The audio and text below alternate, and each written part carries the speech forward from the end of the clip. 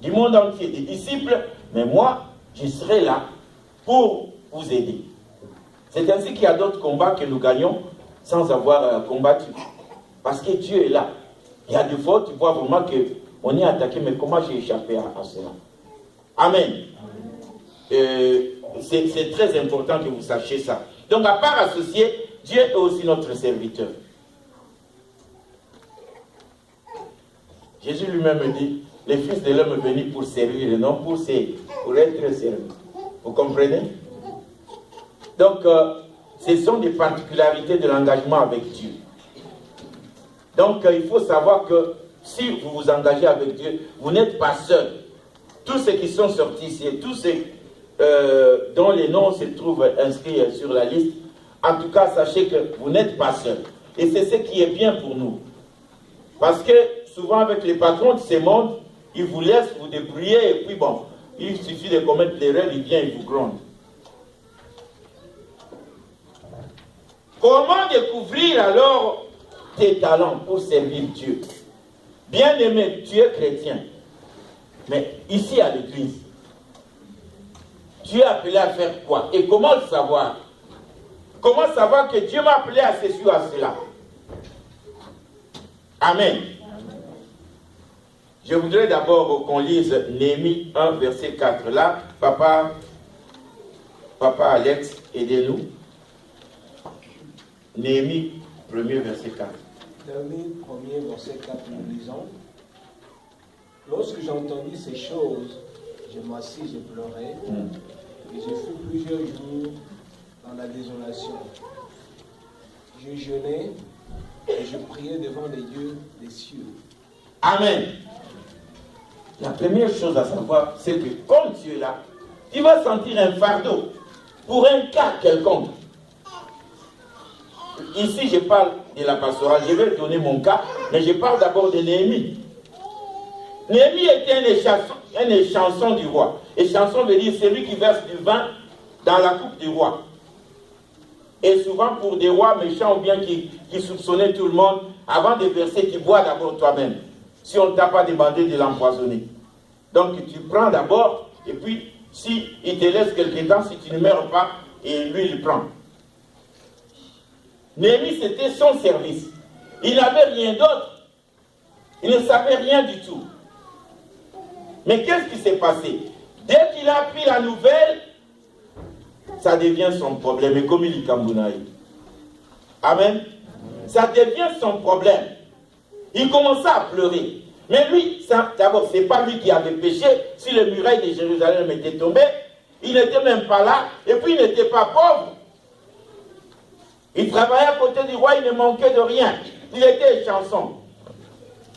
Il n'était ni entrepreneur, il n'était ni, comment dirais-je, un technicien ou un ingénieur des travaux publics. Mais les murs de Jérusalem se sont écroulés. Ça devient son problème. Mais lui, il ne savait pas ce qu'il était exactement. Mais seulement, puisqu'on ne nous a pas raconté son histoire avant. Tout ce que nous savons de lui, c'est que c'était quelqu'un qui s'occupait à servir le roi. C'est tout. Et tout d'un coup, il a senti ses fardeaux. Et il est parti. C'est alors qu'il a découvert qu'il était un organisateur de travaux. Il a découvert qu'il était quelqu'un qui pouvait gouverner, puisqu'il était devenu gouverneur. Mais il était là, c'est pour cela que les engagés, soyez là où vous êtes. C'est là, puisqu'on découvre ses talents dans l'église. Pas Nzamba Robela Kinga et il n'y a personne qui pourra mettre la main sur moi. Non. Paul, dans Acte 13, verset 1er jusqu'à 3e, Paul était déjà à l'église, il servait, il était docteur. Mais pour qu'il sache, pour qu'il devienne le grand Paul, c'était docteur, il est venu de l'école de Gamaliel, c'était un monsieur. Donc on l'a cité parmi les docteurs. Mais avec ton doctorat là, si tu n'es pas à l'église, tu resteras comme ça. Paul servait. On va lire ça. C'est alors que nous l'avons connu, pas parce qu'il était docteur, pas parce qu'il était dans cette église. C'est parce que justement, à partir de l'église, Dieu l'a mis à part. La semaine prochaine, quand on parlera du service, je vais vous parler de l'importance de l'Église. Bien aimé, si tu veux mieux te connaître, si tu veux mieux vivre, si tu veux qu'il y ait une différence dans ta vie, reste dans l'Église. Si tu veux quitter l'Église, il faut quitter Nandenga bien. Si tu quittes l'Église comme ça, là, tu n'es pas béni. Pourvu que tu aies raison. Amen. Amen. Parce qu'il y a beaucoup de gens qui sont capricieux. Surtout si c'est qui fait bien les choses. Juste pour faire mal au pasteur, bon, d'ailleurs, Nakenanga. Et ça, l'anga t'a shooté. Je veux te laisser partir parce que ce n'est pas mon église. Moi aussi, un jour, je partirai. Donc, si tu penses que tu punis les pasteurs, tu te trompes. Ce n'est pas le pasteur qui t'a appelé ici. Moi aussi, j'ai été appelé ici. Toute la différence, c'est que juste, je suis chargé de garder la bergerie. Mais nous sommes serviteurs, moi et vous. Amen. Amen. Donc, c'est à l'église. Paul était à l'église. Mais il était un petit Paul là, bien que docteur. Mais pour qu'on connaisse les grands Paul, il devrait rester à l'église pour qu'on les mette à part avec Silas. Nous allons rentrer dans la conversion de Paul dans le chapitre 9e des Actes. Et vous allez voir aussi des choses là-bas où on va faire voir l'utilité de l'église, comment respecter l'autorité de l'église. Ça, c'est très important. Même Jésus lui-même a respecté l'autorité de l'église. On va en parler la semaine prochaine. Ne ratez vraiment pas, c'est très important. Sinon, vous allez faire des faux pas. Donc, j'ai parlé du fardeau. Le premier signe, c'est le fardeau. Disons, moi, par exemple, je ne savais pas que j'allais devenir pasteur. Je n'ai jamais pensé à ça. Jamais. Mais un jour, j'étais encore jeune. Je ne sais pas si j'avais 6 ans. Je suivais un film des hindous. Un film hindou, là. Donc, les Indiens de l'Inde. Parce que les Indiens d'ici, on les appelle des Indiens. Les hindous, donc, ce sont les Indiens de l'Inde. Amen. Et puis, j'ai vu un film, les jumeaux, là. Et la particularité dans ce film était que ces jumeaux étaient liés par je ne sais quoi, selon les scénaristes. Donc, l'un était très loin, l'autre aussi. Donc, ils étaient loin l'un de l'autre. Et la particularité était que lorsque l'un souffrait, l'autre aussi souffrait. Et il s'est fait que l'un des jumeaux se battait, donc il y avait un combat à épée, et on l'a poignardé. Pendant qu'il crevait pour mourir, l'autre aussi était en train de mourir. Lui qui ne combattait pas. Ce qui est curieux, ça n'avait rien à voir d'abord. C'était un film. Deux, c'était, bon, je ne sais pas moi, des gens que je ne connaissais pas. J'ai commencé à pleurer. Les gars qui étaient là à côté de moi disent tu t'as la humour, Damasni. J'ai pleuré là, j'avais pitié de celui qui souffrait. Et quand j'étais étudiant, en 2e graduat, à Kisangani, j'ai vu quelqu'un qui a fui l'hôpital universitaire. Il est venu, on l'avait opéré et il marchait avec un sonde là parce qu'il ne pouvait plus se dégager naturellement. Donc, je crois que le docteur Mami connaît un peu ce de la médecine. Donc, il y a un sonde, il trimballe ça. Mais alors, comme il était seul à l'hôpital, on n'allait pas le visiter. Donc, personne ne pouvait le nourrir. Il a fui l'hôpital parce qu'il avait faim. Nuitamment, il a quitté l'hôpital et le matin, l'a trouvé dans un coin là. Il s'est traînaillé. Oh. Alors, je vois le premier qui était devant moi, il passe. Moi, j'étais étudiant, je n'avais pas grand-chose. Il était là en lambeau, très sale avec des couches de saleté. Personne ne s'occupait de lui. Le deuxième est parti, est passé. Le troisième, c'était moi. J'arrive là, je veux passer, il y a l'histoire du bon samaritain qui m'arrive. J'ai dit, oh, donc moi je suis le bon samaritain. Je regarde, quand je le vois, je le regarde, c'est moi, je vois comment les gosses sont dehors, je commence à pleurer. Ce papa-là, j'ai connu par après, c'était un topoké d'Examen, je ne le connaissais pas, non. Il puait. Imaginez quelqu'un qui avait d'abord un trou dans son corps, relié à quelque chose. Donc il y avait déjà le début de pourriture, ainsi de suite. Oh. J'ai commencé à pleurer. Je l'ai pris. C'est là où les amis qui étaient avec moi en chambre des étudiants voyaient que c'était du scandale. Je l'ai pris jusque chez moi. Je lui ai donné 2 pantalons et un tricot. Je l'ai amené, ceux qui connaissent Kisangani, il y a un coin qu'on appelle Camp Lumbu. Je l'ai amené là-bas. C'est là où se trouvait sa maison, la maison familiale. Il n'avait qu'un fils unique qui était ingénieur, qui travaillait très loin, dans plus de 500 mètres, dans un chantier. On devait ouvrir une route sur le bout ou quoi. Alors, on a ouvert la maison, des toiles d'araignée, je l'ai placé, je l'ai nourri avec la soupe. Je vais vite parce qu'il faut que je termine. Et puis par après, il m'a remercié. J'ai commencé à lui rendre visite. On n'avait aucune relation. Mais je ne dormais plus à cause du cas de ces messieurs. Il y a un infirmier qui a été signalé, on l'a suivi pour les remettre à l'hôpital. Il dit non, ils veulent me tuer. Si vous voulez me soigner, soignez-moi ici, à côté de mon fils. J'étais devenu son fils.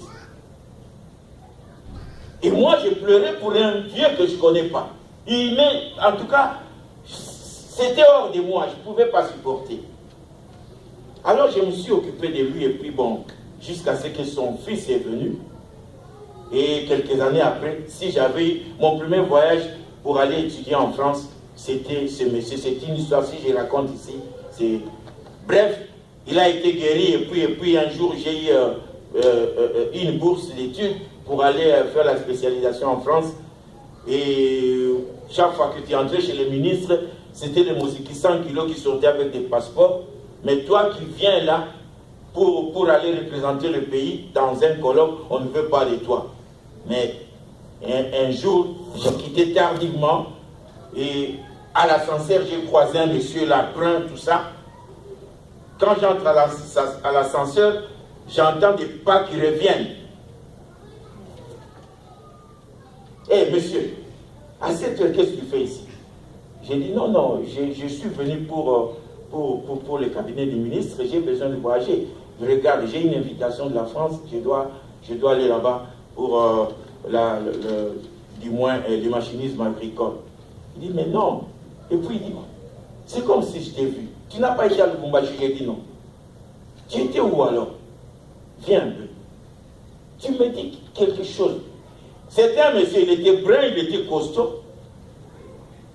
Et puis, il me dit, boss, allô Kisangani, alors moi dit, oui, j'étais étudiant à Kisangani. Quelle année? Je lui ai donné l'année. Il dit, est-ce que cette année-là, tu n'as pas été au camp Lumbu? J'ai dit oui. Et il commençait à pleurer, il m'a embrassé, il commence à pleurer. Amen. J'ai dit, c'est quoi? Il dit, mon fils, tu m'as sauvé là. Amen. Donc il était devenu le chef du protocole. C'est son fils qui était ministre. Il était devenu le chef du protocole. Qu'est-ce que tu cherches? J'ai dit le passeport d'Iadi. Dis, Jeannette, monte avec 2 passeports. Et qui disait qu'il n'y avait pas de passeport, c'était fini, il n'y avait que des musiques qui sortaient. Ils sortaient. Je vois une pile de passeports là. On me fait les passeports, je descends à la chancellerie, on me colle les photos. Comment les cacher? Je pars, je voyage. Allez-y comprendre. Donc, j'ai dit, bon, seulement la leçon, qu'il ne faut pas faire du mal, il ne faut pas choisir à qui tu dois faire du bien. Tout simplement. Quand tu croises quelqu'un, il est ton semblable. Nous avons été créés pour faire du bien. Amen. Ok? Amen. Ok, donc, et c'est ça. Donc, je pleurais, et même ici à la maison, de temps en temps, je pleure. Je fais tout pour que ma femme et mes enfants ne sachent pas. Quand je suis seul, quand je regarde ce qui se passe au Congo, je pleure. J'ai vu une maman là, en train d'agoniser, et sa fillette devrait téter. Allez-y comprendre. Sa fillette, Azo Luka, comment? Et puis, elle essaye de... Non. Il faut que ça cesse. Amen. Amen. Ça, c'est un fardeau. Et j'ai compris que non, en tout cas, il y a quelque chose qui ne va pas. Et puis bon, plus quand j'ai évolué, ce sont des aînés qui m'ont dit, toi, tu as une vocation pastorale. Je ne le savais pas, j'ai continué. Parce que juste après les affermissements, j'ai commencé à enseigner déjà. Ça, c'est le fardeau. J'ai traîné un peu là-bas parce que c'est très... Alors, On peut nous lire Néhémie. Là, je vais lire rapidement parce que c'est beaucoup. Et puis, Papa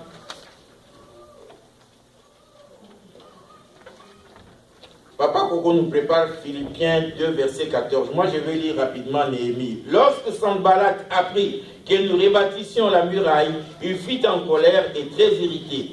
Il se moqua des Juifs et dit devant ses frères et devant les soldats de Samarie, à quoi travaillent ces Juifs impuissants? Les laissera-t-on faire? Sacrifieront-ils? Vont-ils achever? Redonneront-ils la vie à ces pierres ensevelies sous des monceaux de poussière et consumées par le feu? Et Tobija l'ammonite était à côté de lui et il dit qu'ils bâtissent seulement. Si un renard s'élance, il renversera leur muraille de pierre. Écoute, ô notre Dieu, comme nous sommes méprisés, ça c'est Néhémie qui parle, fais retomber leur insulte sur leur tête et livre-les au pillage sur une terre où ils soient captifs. Ne pardonne pas leur iniquité, que leur péché ne soit pas effacé de devant toi, car ils ont offensé ceux qui bâtissent. Nous rebâtîmes la muraille qui fut partout achevée, jusqu'à ainsi de suite. Donc, vous voyez comment Néhémie prend cette histoire pour lui. Papa, lis ce qu'on vous a demandé, puis on va demander à Papa Claude de faire l'autre lecture. C'est quand je vais commenter un peu. Oui, Philippiens 2, verset 14. Faites toutes ces choses sans murmure ni hésitation. Amen. Amen. Ici, on parle des capricieux. On parle des capricieux, tu fais des choses bien, mais pour rien là, aujourd'hui, c'est comme si je ne me sens pas bien. Donc toi-même, tu n'es même pas sûr si tu te sens bien ou pas. C'est comme si je ne... Donc tu cherches une raison. Comme il a fait froid ici, beaucoup souhaitaient qu'il fasse vraiment froid, qu'il neige même, pour qu'il ne vienne pas. Ce n'est pas ça l'engagement. Il faut avoir l'amour de l'œuvre. Tu es engagé ici, tu n'as pas l'amour, le travail va te paraître d'abord dur. Il faut avoir l'amour de l'œuvre. Et surtout si c'est l'œuvre de Dieu qui, à coup sûr, est un bon patron, il va te payer. Donc tu dois avoir l'amour. On n'a pas besoin de capricieux. C'est que tu as là. Tu prêches bien, ou bien tu chantes bien, ou bien, je ne sais pas moi, tu fais bien les protocoles. Mais ça vient de Dieu. L'homme est incapable d'être bon qu'il est. Lisez Genèse 8, verset 21. L'homme, dès sa jeunesse, son cœur a le penchant vers le mal. Donc, il faut que Dieu mette des choses en toi pour que tu sois capable de faire du bien. En nous-mêmes, nous sommes incapables. Paul a pleuré. Paul a pleuré dans Romains 7, je pense. Il dit, je veux faire le bien, mais je ne peux pas. Nous sommes incapables de faire le bien. Donc, si tu as réussi un talent, sache que ça vient de Dieu et c'est pour quelque chose. Si tu dis que tu ne sais pas si tu te sens bien ou pas, tu restes là, c'est comme celui qui engloutit sa pièce là-bas. Donc, il ne va rien produire. Et sache que si tu n'es pas là, personne d'autre ne pourra faire ce que tu devrais faire. Donc, il ne va pas dire, non, même si je ne viens pas, il y a tel et tel, il y a Aïcha, il y a, je ne sais pas moi, Marthe, il y a... Non. Viens parce que ta place, c'est ta place. Amen. Amen. Donc, il faut avoir l'amour de l'œuvre. Ne pense pas que si tu fais ça, c'est pour la gloire du pasteur Damas. Je suis ouvrier comme vous. Personne ne va me payer, il y a Dieu. J'ai nettoyé, vous vendez bien, il a m'évité. J'attends mon salaire. Amen. Amen. Je ne m'en plains pas. Je souhaiterais que vous restiez encore. Je vais continuer de faire. Si vous le voulez, si vous pensez que vous aimez votre pasteur, vous allez vous organiser. On a eu le service café, on n'en a pas eu, mais on l'a seulement annoncé. On a la pause café. C'est que il faut qu'on arrange certaines choses. L'engagement et le succès. On va lire Néhémie 2, verset 5, avec Papa Claude. Et je répondis au roi, si le roi le trouve bon, et si ton serviteur lui est agréable, envoie-moi en Juda, vers la ville du sépulcre de mes pères, pour que je la rebâtisse. Écoutez-moi ça. Comment on peut connaître? Lorsqu'on ne veut pas s'engager, comment tu vas savoir qui tu seras? Si tu viens à l'église juste pour rester, écouter le message et voir les chants et rentrer sans t'engager, tu ne sauras pas savoir exactement qui tu es, pourquoi Dieu t'a envoyé ici sur terre. Parce que là où on doit servir l'Éternel, c'est à l'église. Tu ne peux pas dire, je reste chez moi, je vais prier. Ceux qui font ça, ils se trompent. C'est à l'église où on doit servir Dieu. Amen. C'est à l'église, s'il vous plaît. C'est là où tu vas comprendre que, oh, en plus de l'intercession, je sais bien prêcher. Et finalement, tu te découvres et tu deviens pasteur, tu deviens prophète, ainsi de suite. Mais si tu es à la maison, tu vas croire que tu ne sais que chanter. Amen. Donc, il faut se décider et s'engager. Néhémie, dès qu'il a appris cela, il répondit au roi, envoie-moi en Juda vers la ville des sépulcres de mes pères pour que je la rebâtisse. Donc, il va là-bas. Ça, c'est merveilleux. Nous pouvons encore continuer dans Néhémie 6, verset 15 à 16. La muraille fut achevée le 25e jour du mois d'Éleu en 52 jours. Waouh! Et lorsque tous nos ennemis l'apprirent, toutes les nations qui étaient autour de nous furent dans la crainte. Elles éprouvèrent une grande humiliation, reconnurent que l'œuvre s'était accomplie par la volonté de Dieu. Eux-mêmes, ils ont compris. On va voir le rôle de l'Église. On dit que c'est pour que le monde des ténèbres connaisse la puissance de Dieu. C'est-à-dire, ils ont combattu, mais curieusement, les choses s'élèvent toujours. On a combattu par les Sanballat et les Tobija, on a combattu la construction de la muraille, mais en fin de compte, après 52 jours, la muraille était rebâtie. C'est pour cela qu'ils ont commencé à avoir peur et dit, avec les degrés d'attaque que nous avons pu utiliser, ça ne peut être que Dieu. Et ils ont commencé à avoir peur. Comment nous pouvons faire peur aux gens du monde des ténèbres si nous ne pouvons pas travailler? Si vous voulez des miracles, parce que les miracles se font maintenant en isolement, les familles qui nous invitent, ils savent ce que Dieu fait. Mais si vous voulez qu'au niveau de l'épreuve, ce que je ne veux pas, c'est qu'on ne dérange pas les cultes de dimanche. C'est un culte d'adoration. Si nous commençons à faire des délivrances ici, il y a des cas qui vont nous prendre du temps et ceux qui vont même au travail le soir, ils ne peuvent plus y aller. J'en ai vu de toutes les couleurs. C'est pour cela que si vous avez un cas, venez le mercredi, venez le vendredi. Essayez de vous entretenir avec Papa Kissamba, il va vous donner des précisions. Ok, nous courons derrière le temps. Nous allons prendre Acte 13, verset 1er à 1. Il y avait dans l'église d'Antioche, écoutez bien, il y avait dans l'église d'Antioche des prophètes. Acte 13, verset 1er au 3e. Il y avait dans l'église d'Antioche des prophètes et des docteurs.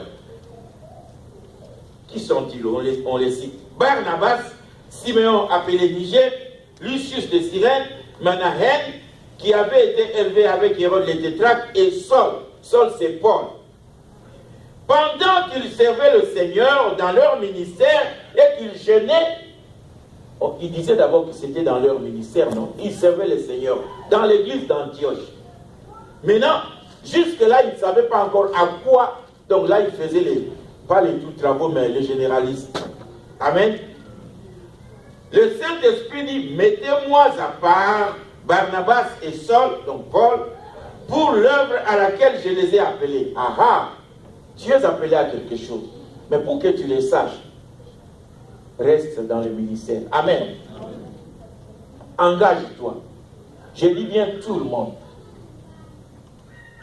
Tout le monde a été appelé. Si vous lisez Apocalypse 1er, verset 5 à 6, on va vous montrer que nous sommes une nouvelle race, donc des prêtres et tout. Nous devons servir Dieu. Et l'histoire de Moïse, je vous ai parlé avec Pharaon, qui devrait les libérer pour aller servir Dieu. Alors après avoir jeûné et prié, ils leur imposèrent les mains et les laissèrent partir. Les grands Paul, on lui a imposé les mains. Qui es-tu pour qu'on ne t'impose pas les mains? Ça, pour moi, je veux dire que c'est seulement, comment je peux dire, l'orgueil ou l'arrogance, c'est pas moi. Tout le monde, moi-même, on m'a imposé les mains.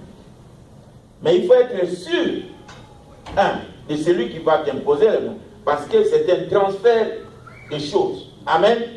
Et de deux, ne vous précipitez pas. Il faut être prudent. Moi, j'aimerais mieux prier pour quelqu'un, juste par la parole, que lui imposer les mains. Mais si le Seigneur me convainc que je dois lui imposer les mains, je le fais.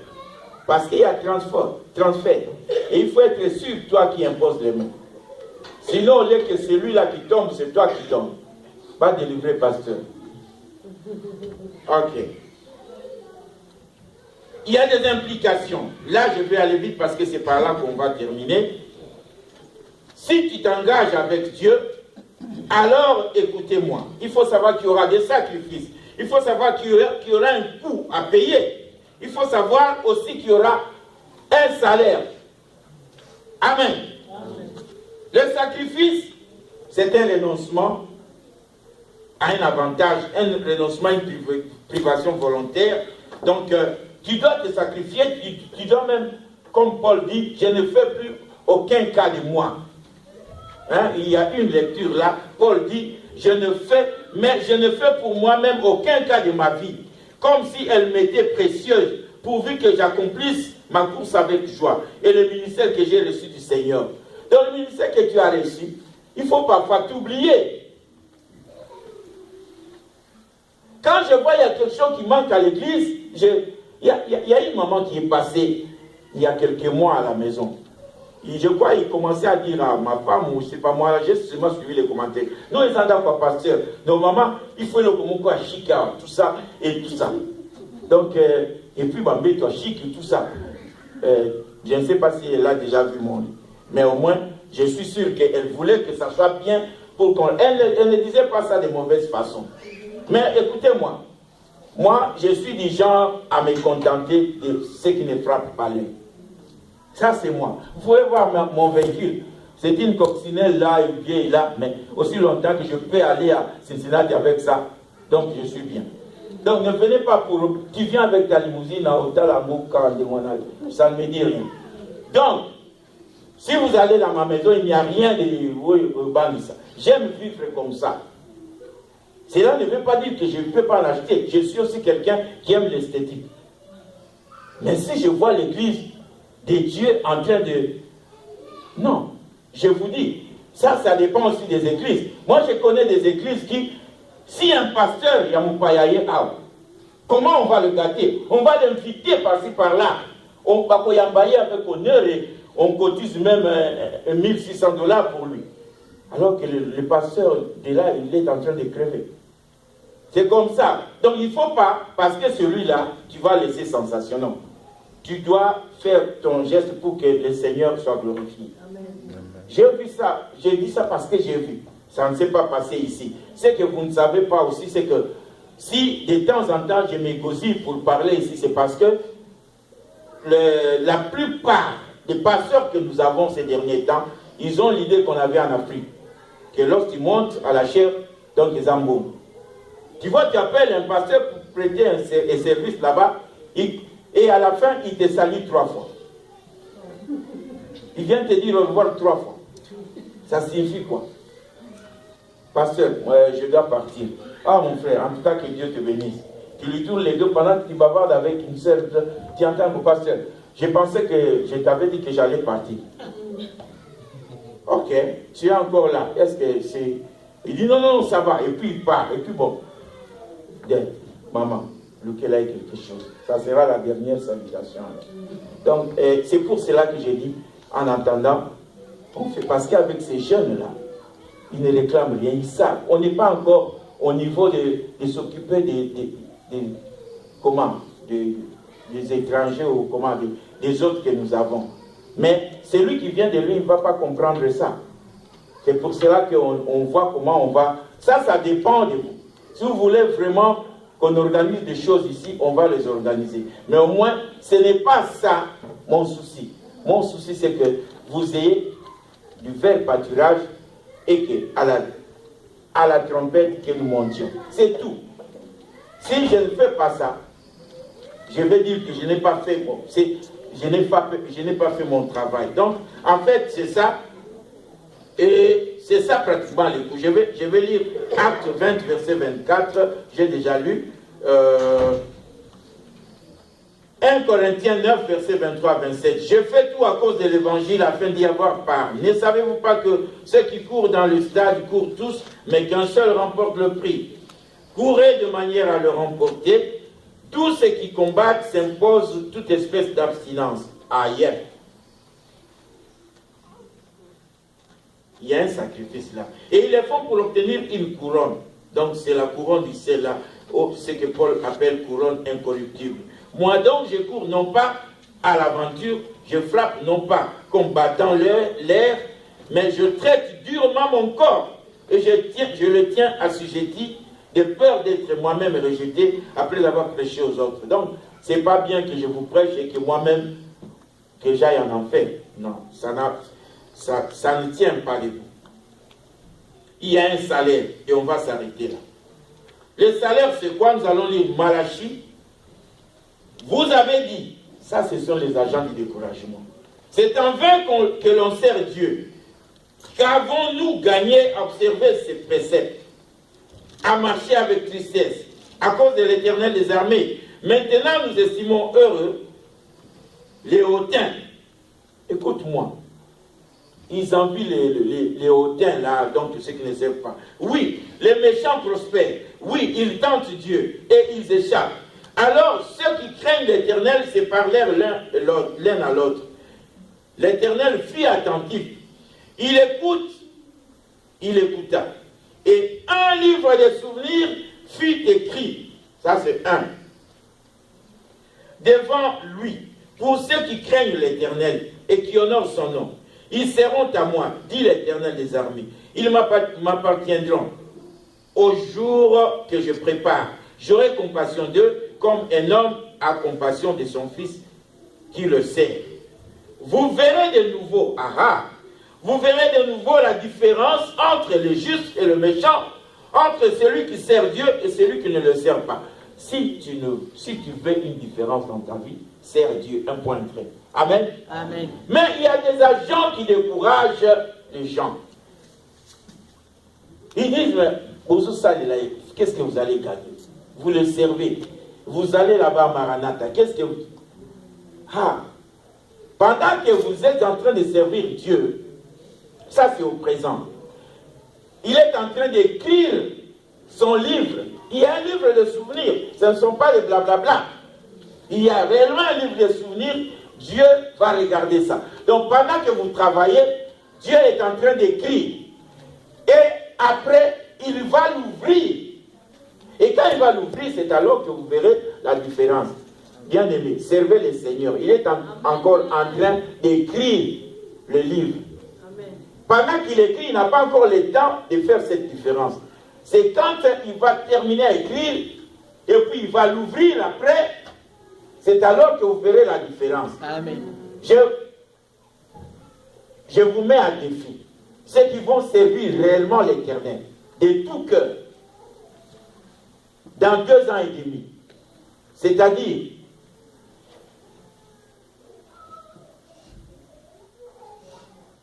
dans 2 ans et demi, si vous ne voyez pas de changement, c'est que vous ne servez pas bien l'Éternel. Ces patrons-là, lui, il sait payer. Amen. Amen. Amen. Donc, ce que je vous demande, c'est ça. Il faut seulement servir Dieu. Parce que ouvrir les livres, c'est dans le futur. Mais servir, c'est dans le présent. Amen. Donc, ça va s'ouvrir ces livres-là. Et ce n'est pas moi qui l'ai dit, c'est le Seigneur qui l'a dit. Amen. Amen. Amen. Servez Dieu et vous verrez la différence entre vous. Je ne sais pas quoi là, tout ce que vous cherchez là, servez seulement Dieu, vous verrez. Hein? Avec ou sans trompe, si c'est Dieu la veut, il va vous donner ce que vous cherchez. Mais ce n'est pas seulement ça qui nous attire pour servir le Seigneur. Servons-le parce qu'il est notre Père. Servons-le parce qu'il nous a créés pour le servir et pour sa gloire. Amen. Amen. Que Dieu vous bénisse. Amen. Ok, merci beaucoup. Amen. Acclamons le roi du roi. Acclamons le Seigneur.